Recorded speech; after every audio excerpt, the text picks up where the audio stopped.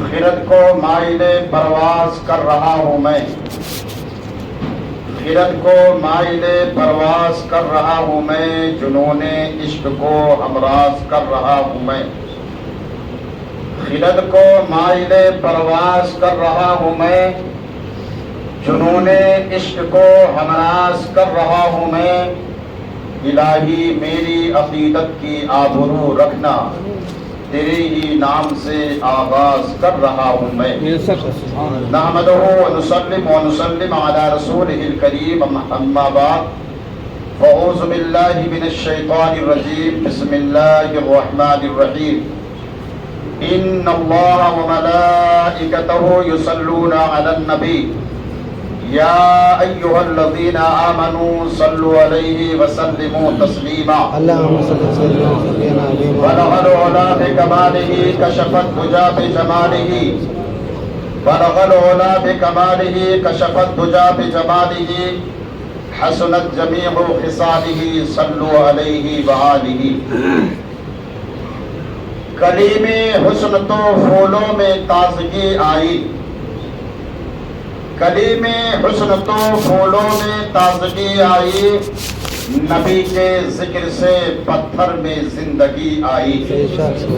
اگر حضرات شعر میں سچائی ہے اور شعر آپ کو پسند ہے تو شعر سن کر کے ایک مرتبہ سبحان اللہ ضرور کہیں، کیونکہ سبحان اللہ کہنے سے آپ کا فائدہ ہے، اور کیسا فائدہ ہے کہ نبی فرماتے ہیں جس نے ایک مرتبہ سبحان اللہ کہا، اللہ تبارک تعالی اس کے نامہ اعمال میں 90 نیکیاں عطا فرماتا ہے۔ کتنی نیکیاں؟ 90 نیکیاں عطا فرماتا ہے۔ اور دوسری جگہ یہ ہے کہ جب کوئی بندہ مومن محبت کے ساتھ ایک مرتبہ سبحان اللہ کہتا ہے تو اللہ اس کے نام کا جنت میں ایک درخت لگا دیتا ہے۔ ویسے تو سبحان اللہ کہنے کے بہت بے شمار فضائل ہیں، لیکن اس کی طرف میں آپ کو نہیں لے جاؤں گا کیونکہ اتنی ٹائم نہیں ہے۔ میں اس مقصد کے لیے آپ حضرات کے سامنے حاضر ہوا ہوں۔ حضرات اس میں کچھ لوگ جانتے بھی ہوں گے مجھے، میں 1997-98 میں یہاں پہ امام رہ چکا ہوں۔ اس جگہ اس مسجد میں امام بھی رہ چکا ہوں۔ ہمارے بڑے بھائی قربان علی یہ ہمارے سگے بھائی ہیں، یہاں رہتے آپ لوگ جانتے ہی ہیں۔ اور الحمدللہ اس مسجد میں پہلی بڑی تراویح میری طرف سے ہوئی، تو میں ہی پہلی بڑی تراویح یہاں پہ سنایا تھا۔ یہاں پہ ایک شیخ صاحب تھے، انہوں نے الحمدللہ اس کی طرف توجہات کیے، اور بڑی تراویح اس مسجد میں پہلی بار ہوئی تھی تو میں نے تراویح پڑھایا تھا۔ ایک ساتھ میں پڑھایا ہوں، یہاں پہ امامت کیا ہوں۔ کچھ لوگ جانتے ہوں گے، اور میں لیکن 20-25-30 سال ہو گیا، لگ بھگ 25 سال ہو گیا لگ بھگ۔ پھر اس کے بعد میں یہاں سے میں کنکولی گیا ہوں کوکن میں، ابھی آپ کی امام صاحب کے قریب ہی وہاں سے ہمارا اور ان کا مکان جو ہے 10-12 کلومیٹر کی دوری پر ہے، وہاں میں امامت کر رہا ہوں۔ الحمدللہ آج ہمیں 22 سال ہو گیا وہاں پہ امامت کرتے ہوئے، اور وہاں پہ تعمیری مسجد تعمیری کام کے سلسلے میں میں آیا ہوں یہاں پہ۔ آپ حضرات کو معلوم بھی ہوگا پچھلی جمعہ میں شاید اعلان بھی ہوا ہے احاطے کے لیے، تو وہ بات الگ ہے۔ میں آپ کو کچھ باتیں قرآن و حدیث کی باتیں آپ کے سامنے پیش کر کے اپنی جو ہے خطاب کو سماعت کروں گا۔ درود پاک پڑھیں، اللہم صلی وسلم وبارک علی سیدنا مولانا محمد وعلیہ وسلم، صلاۃ و سلام علیک یا نبی اللہ صلی اللہ علیہ وسلم۔ ہمارے اور آپ کے نبی، بلکہ یوں کہیے نبیوں کے نبی ارشاد فرماتے ہیں، جب کوئی بندہ مومن زمین کے اوپر آسمان کے نیچے بیٹھ کر کے مجھ پر محبت کے ساتھ درود شریف پڑھتا ہے تو میں اس کے درود پاک کو سنتا ہوں، میں اس کے درود پاک کو سنتا ہوں۔ کون فرما رہے ہیں؟ حضور صلی اللہ علیہ وسلم ارشاد فرماتے ہیں۔ اور سنتا کون ہے؟ جو زندہ ہوتا ہے وہ سنتا ہے۔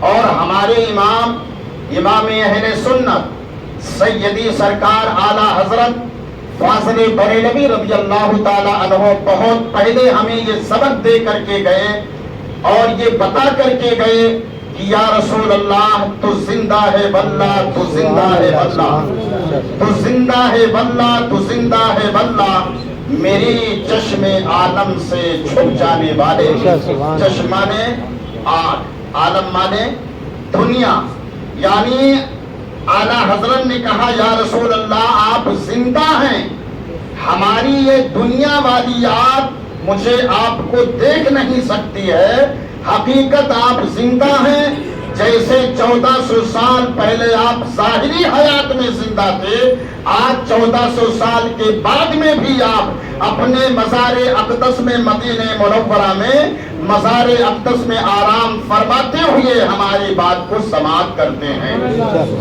اعلیٰ حضرت فرماتے ہیں تو زندہ ہے واللہ، تو زندہ ہے واللہ، میری چشم عالم سے چھپ جانے والے، میری چشم عالم سے چھپ جانے والے۔ اور صرف یہی نہیں، اعلیٰ حضرت فرماتے ہیں، اعلیٰ حضرت تو بہت کچھ آقا کے بارے میں فرما دیے، لیکن اعلیٰ حضرت کی شان بہت نرالی ہے۔ ہر ایک سنی سمجھتا ہے کہ اعلیٰ حضرت کی ذات کیا تھی، لیکن اس کی طرف نہیں، بلکہ درود شریف کے جو فضائل ہے وہ بیان کر کے میں کچھ مسجد کے حوالے سے آپ کے سامنے بیان کروں گا۔ حضور نے فرمایا کیا کہ جب کوئی بندہ مومن مجھ پر محبت کے ساتھ درود پڑھتا ہے تو میں اس کے درود کو سنتا ہوں، صرف سنتا ہی نہیں بلکہ میرے نبی فرماتے ہیں اپنے محبت سے پڑھنے والے اپنے عاشق کی درود کو سنتا بھی ہوں اور درود پڑھنے والے کو پہچانتا بھی ہوں۔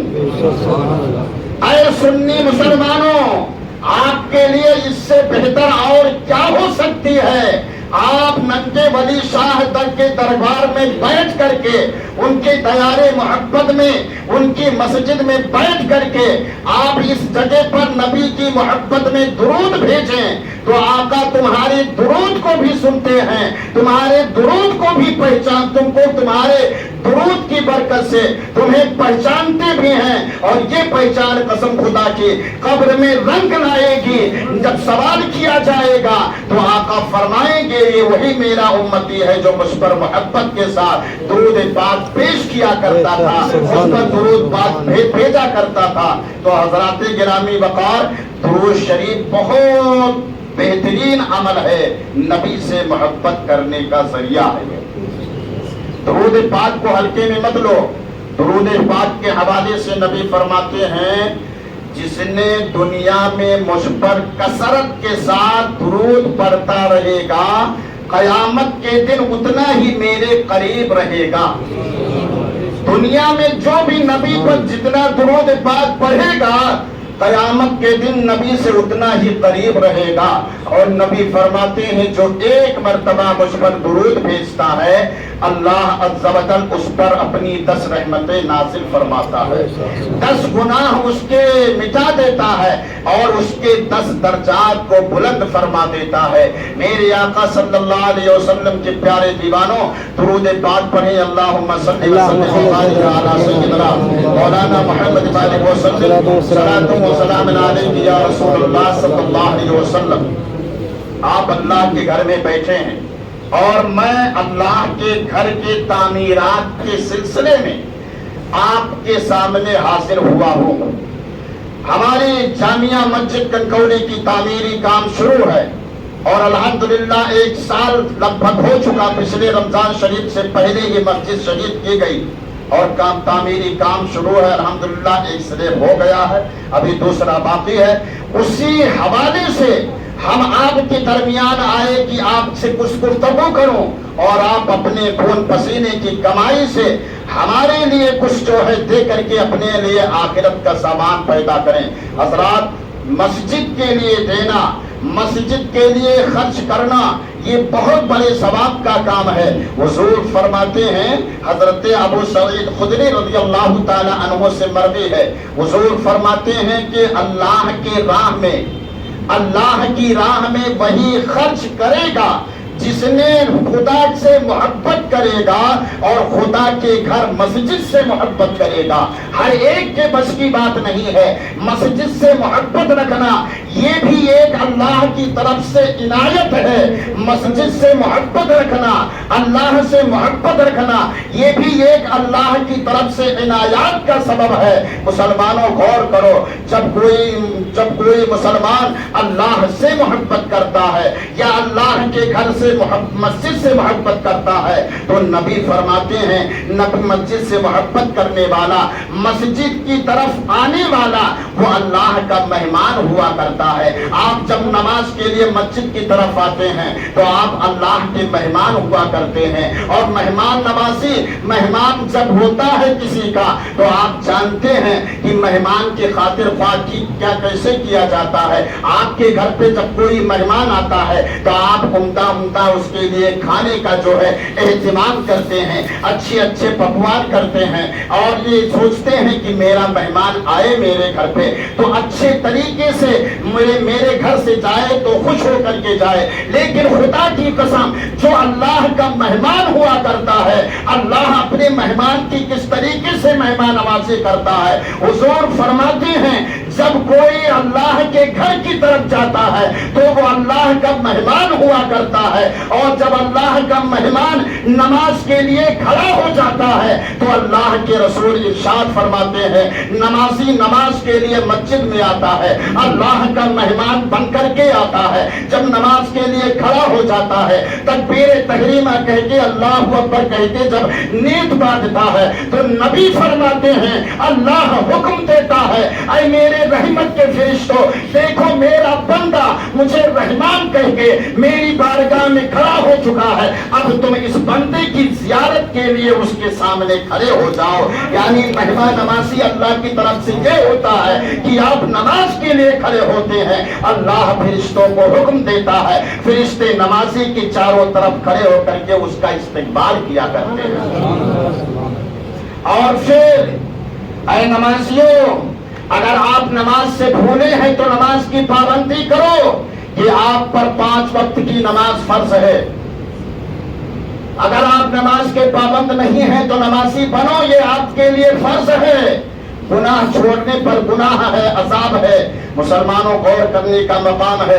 نبی فرماتے ہیں نمازی نماز کے لیے کھڑا ہوتا ہے تو حضور فرماتے ہیں فرشتے اس کے لیے چاروں طرف سے گھیرے میں لیتے ہیں اور اس کو استقبال کے لیے کھڑے ہو جاتے ہیں، یہاں تک کہ نمازی اللہ اکبر کہہ کے نیت باندھ کر کے نماز پڑھتا ہے تو اللہ تبارک تعالی فرشتوں سے حکم دیتا ہے اے فرشتوں اس کے سر پر جنتی تاج پہنا دو، اس کو دھولہا بنا دو، اس کو سنوار دو، اس کو سجا دو۔ معلوم ہوا کہ جو ہے خدا کی بارگاہ میں آنے والا وہ اللہ کا مہمان ہوا کرتا ہے، اور اللہ اس کو مہمان نوازی اس طریقے سے کراتا ہے کہ اس کے فرشتے مہمان نوازی کرتے ہیں اور اس کو جنتی تاج پہنایا جاتا ہے۔ اے نمازیوں تم اپنے آپ کو کمزور مت سمجھو، خدا کی قسم آپ نمازی بن جائیں گے تو اللہ کے فرشتے آپ کا استقبال کرتے نظر آئیں گے، آپ کے سر پر جنتی تاج پہنایا جائے گا، اور فرمایا جاتا ہے کہ حضور فرماتے ہیں اس کے سر سے لے کر کے آسمان تک نور ہی نور پھیل جاتا ہے۔ نمازی نماز پڑھتا ہے تو اس کے سر سے آسمان تک کی نور کی جو ہے شعاعیں پھوٹتی ہے، نور کی روشنی پھیلتی ہے۔ فرشتے کہتے مولا یہ کیا ہے؟ اللہ فرماتا ہے اس نمازی کے سر پر جو میں نے مہمان نوازی کے لیے تاج رکھا ہے اس تاج کی فضیلت ہے کہ اللہ کی میں نے جو ہے اس کے لیے روشنی فرما دیا، اس کو دولہا بنا دیا ہے۔ مسلمانوں درود پاک پڑھیں اللہم صلی وسلم وبارک علی سیدنا مولانا محمد بارک وسلم صلاۃ و سلام علیک یا رسول اللہ صلی اللہ علیہ وسلم۔ اللہ کی بارگاہ میں آنے والا اللہ کا مہمان ہوتا ہے۔ اللہ کی بارگاہ میں دینا خرچ کرنا یہ سب کی بات نہیں ہے۔ مسلمانوں خرچ کرو، میرے نبی فرماتے ہیں جس نے اللہ کے گھر میں ایک چٹائی دے دیا، ایک چٹائی دے دیا، یا حضور فرماتے ہیں اگر مسجد میں کسی نے ایک لائٹ لگا دیا، جب تک وہ چٹائی بچھائی رہے گی، جب تک اس چٹائی کا استعمال مسجد میں ہوتا رہے گا، حضور فرماتے ہیں اس کے لیے 70,000 فرشتے مغفرت کی دعا کرتے رہے. کسی نے مسجد میں ایک لائٹ لگا دیا، جب تک وہ لائٹ جلتی رہے گی، اس کے روشنی کے لیے لائٹ مسجد میں استعمال ہوتا رہے گا. اللہ کے رسول فرماتے ہیں اللہ کی رحمت کے فرشتے 70,000 فرشتے اس کے لیے مغفرت کی دعا کرتے رہیں گے. مسلمانوں، غور کرنے کا مقام ہے. آج ہم اپنے لیے، اپنی ذات کے لیے 1,500 روپیہ ایسا خرچہ ادھر ادھر جو فضول میں خرچہ کر دیتے ہیں، لیکن جب اللہ کی بارگاہ میں دینے کی بات آتی ہے تو سوچنے پر مجبور ہو جاتے ہیں. دیں کہ نہ دیں، 50 روپیہ 100 روپیہ دے کر کے جو ہے ٹال دیتے ہیں. مسلمانوں نہیں، میرے نبی فرماتے ہیں جس نے اللہ کے گھر میں یا تعمیر مسجد میں دینے کے لیے حصہ لیا، چاہے وہ تھوڑا لیا یا زیادہ لیا، لیکن یہاں تک کہ میرے نبی فرماتے ہیں جہاں کہیں مسجد کی تعمیری کام ہو، میرے نبی فرماتے ہیں من بنا للہ مسجدن بن اللہ لہ بیتن فی الجنہ. جس نے اللہ کے لیے مسجد بنایا، مسجد بنانے میں حصہ لیا، اللہ تبارک تعالیٰ اس کے لیے جنت میں محل تیار کرے گا. اس کے لیے اللہ جنت میں محل تیار کرے گا. ہارون رشید بادشاہ میں اپنے وقت کے بغداد شریف میں ان کا مزار ہے. ہارون رشید، یہ انہوں نے اپنے دور میں سوچا کہ میں اتنا بڑا بادشاہ، دولت کافی ہے، ہمارے اتنے بڑے مکانات، لیکن جب موت آئے گی سارے مکان چھوڑ کے چلے جانا ہے، دولت و ثروت سب کو چھوڑ کر کے چلی جانی ہے، عزت و شہرت سب کو چھوڑ کر کے چلا جانا ہے. ہارون رشید نے سوچا کہ کچھ ایسا کام کر دوں جو جانے کے بعد میں بھی کام آ جائے. تو مسلمانوں، بادشاہ ہارون رشید نے سوچا کہ مسجد بنا دو. مسجد میں حصہ لینا یا بنانا، آپ کی اوقات ہے تو مسجد بناؤ، اگر اتنی اوقات نہیں ہے تو کہیں تعمیر ہو رہی ہے مسجد تو اس میں حصہ لے کر کے اپنے لیے آخرت کا سامان پیدا کرو. ہارون رشید نے سوچا کہ مسجد جو ہے بناؤ تاکہ جانے کے بعد میرے لیے کام آ سکے. تو ہارون رشید بادشاہ تھے، کچھ کمی نہیں تھی. اس نے اعلان کر دیا کہ میں اپنے طرف سے ایک مسجد بناؤں گا، لیکن یہ بھی اعلان کیا کہ میں جو ہے خزانے سے بھی کچھ نہیں رقم لگاؤں گا، اپنی ذاتی طرف سے جو ہے مسجد بنا کر کے ایک مسجد تیار کروں گا. اعلان کر دیا. اسی بغداد کی سرزمین پر ایک مزدور تھا لکڑہارا. اس نے سوچا کہ جو ہے مسجد بنانے کا حکم ہے، بادشاہ نے دیا، لیکن بادشاہ نے سوچا ہے، کہا ہے کہ اس میں کسی کی لاگت نہیں لیں گے. اس نے سوچا کہ میں تو اتنی طاقت نہیں ہو کہ میں مسجد بناؤں، لیکن بادشاہ جو مسجد بنا رہے ہیں اس میں بھی حصہ لوں. لیکن سوچنے لگا مزدور، وہ لکڑہارا کہ بادشاہ نے حکم دے دیا کہ کسی کا پیسہ نہیں لیں گے. تو اس نے بادشاہ کے پاس پہنچا، کہا بادشاہ سلامت، آپ کا حکم سر آنکھوں پر، آپ تو مسجد بنانے کا کام شروع کر رہے ہیں، لیکن آپ کا حکم ہے کہ آپ اپنی ذاتی پیسہ لگائیں گے، کوئی کسی کا چندہ نہیں لیں گے. تو انہوں نے کہا، بادشاہ نے کہا ہاں یہی حکم ہے. تو مزدور نے جو ہے اس لکڑہارے نے کہا کہ حضور میں بھی چاہتا ہوں کہ کچھ پیسہ لگا دوں. تو بادشاہ نے کہا نہیں، اس میں کسی کا نہیں، میں صرف بناؤں گا. اس نے کیا کیا، گیا جو ہے لکڑہارا تھا، جنگل میں لکڑی توڑا. توڑنے کے بعد میں کیا کیا، لکڑی کے اندر چند اینٹیں لیا، چند اینٹیں لے کر کے لکڑی کے اندر باندھا اور سر پہ رکھا اور لے کر کے چلا جہاں پہ جو ہے مسجد کی جو ہے تعمیری کام کا جو ہے سامان رکھا تھا، وہاں پہ اینٹیں وغیرہ رکھا تھا، وہاں جا کر کے اس پتھر کو گرایا اور گرانے کے بعد میں جو ہے پتھر کھلا اور کچھ جو اس کے اندر اینٹیں تھی وہ جو ہے اس میں شامل کر دیا اور لکڑی باندھ کر کے اپنے سر پہ لے کر چلا آیا. یہ اس نے جو ہے تجویز پیش کیا. اب اس نے جو ہے اس پیٹ میں لگا دیا، لیکن پتہ نہ چلا کسی کو. ہارون رشید رات میں سویا تو کیا دیکھتا ہے کہ میدان محشر قائم ہے اور میدان محشر کے ساتھ ساتھ میں دیکھ رہا ہے کہ جنتی جو ہے گھر بے شمار طریقے سے اچھے اچھے گھر نظر آتے ہیں اور دیکھتا ہے کہ اسی میں ایک ایسا عمدہ گھر ہے، جنتی گھر، جس میں ہارون رشید کا نام لکھا ہوا ہے. हारून रशीद जब देखता है कि इस मकान पर मेरा नाम लिखा हुआ है, देखते देखते उसी मकान के बाजू में एक और जो है मकान है, उससे छोटा मकान है, लेकिन उस मकान के ऊपर उस लकड़हारे का नाम लिखा हुआ है। ये देखता है तो देखते देखते सोचता है कि मैंने मस्जिद बनवाया तो शायद इसके लिए मेरे, इसने में उसकी आंख खुल गई। आंख खुली तो इसने जो है उस ख्वाब को अपने आंखों के सामने देखता रहा, अंदाजा करता रहा ये क्या मामला है।